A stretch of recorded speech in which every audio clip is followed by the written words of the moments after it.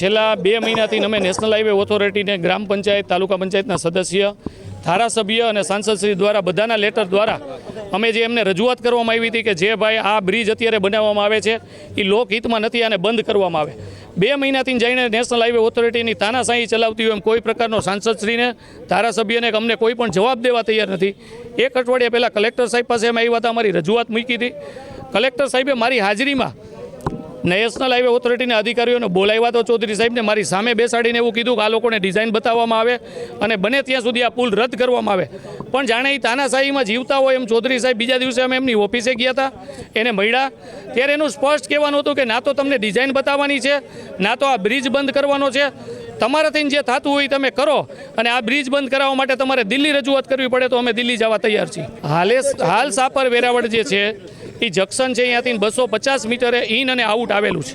ઉતરવા અને ચડવા માટેનું કટઅપ આવેલું છે. આ બ્રિજ ઓવરલેપિંગ કરીને અને શીતળામાના મંદિર એટલે પોણા 2 કિલોમીટર દૂર અમને ઇન આઉટ આપવામાં આવે છે, જેથી કરીને અત્યારે ટ્રાફિકની જે સમસ્યા છે એથી એમાં વધારો થાય એમ છે. ક્યાંક ને ક્યાંક એવું લાગે છે કે નેશનલ હાઈવે ઓથોરિટી એમના કોન્ટ્રાક્ટરનો લાભ અપાવવા માગતી હોય એવું મને લાગે છે.